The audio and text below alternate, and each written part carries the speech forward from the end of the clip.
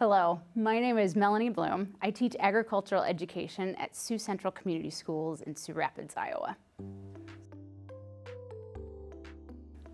My sophomore year of high school, the Iowa FFA president visited our chapter and asked us what we wanted to be. I said an elementary teacher. He said, why not an ag teacher?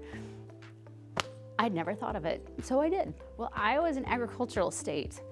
Less than 2% of the U.S. population is involved in farming and ranching, producing the raw products that we consume, and the average U.S. consumer is more than 5 generations removed from a farming background.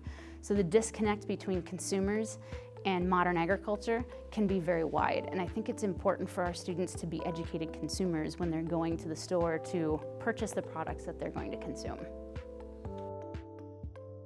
School is about what comes afterwards and preparing our students for what comes afterwards. In agricultural education, we do supervised agricultural experiences or work-based learning, and that's an opportunity for my students to explore different careers, try them on for size, and either take them home or put them back on the shelf and try a different one on for size. I think students need to be exposed to as many different careers of interest as early as they can in order to make some good educated decisions about what they want to do after.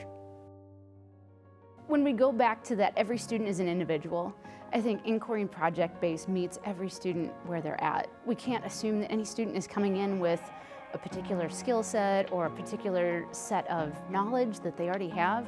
I think we have to give students room to explore what they're interested in a way that works best for them and allows them to grow at their own pace.